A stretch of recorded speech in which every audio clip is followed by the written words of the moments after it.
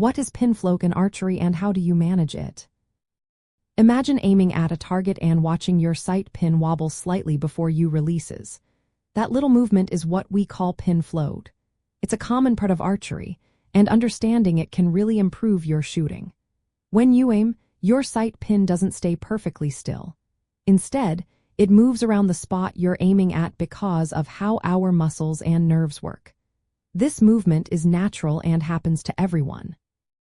Some archers see it as a problem, but it actually can help you shoot better if you learn to work with it. Pin float can prevent you from overtrying to hold the pin perfectly still, which often causes you to rush your shot or tense up.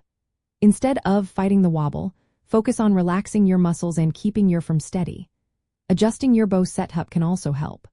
For example, if your draw length is too long, your pin might sway more slowly across the target.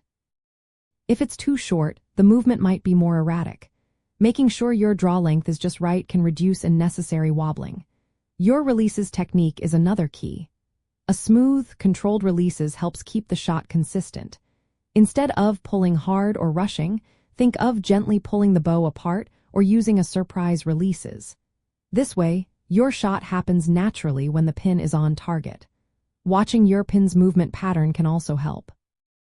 Hold on the target for a few seconds and observe how the pin moves. You might notice it tends to sway in a certain way or within a specific time frame.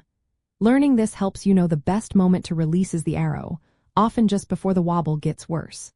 Managing pin float is useful whether you're hunting or shooting on a range. It helps you develop a more reliable shot and reduces target panic. The goal is to work with the natural movement instead of fighting it. With practice, you'll find your own rhythm and timing, making your shots more consistent and accurate. Remember, pin float isn't a flaw, it's part of how your body interacts with the bow. Learning to control and understand it makes you a better archer overall.